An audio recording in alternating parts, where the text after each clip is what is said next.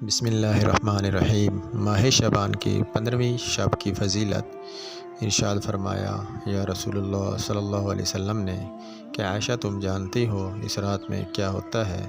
عرض کیا، یا رسول اللہ بتلائیے اس میں کیا ہوتا ہے؟ آپ صلی اللہ علیہ وسلم نے فرمایا، اس رات میں یہ ہوتا ہے کہ آدم علیہ السلام کی اولاد میں سے جو شخص اس سال پیدا ہوگا اور جو اس سال میں مرے گا اس کا مرنا اور پیدا ہونا لکھا جاتا ہے، اور جو فرشتے ان کاموں پر مقرر ہیں ان کو اطلاع دی جاتی ہے، اور جتنا جتنا رزق مخلوق کو اس برس میں ملے گا سب لکھا جاتا ہے۔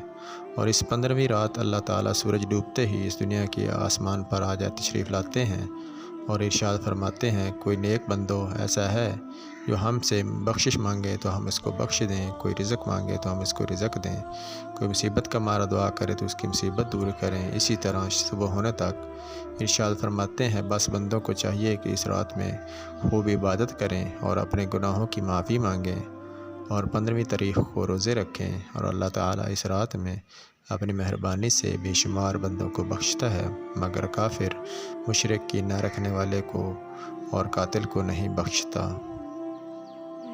جزاک اللہ۔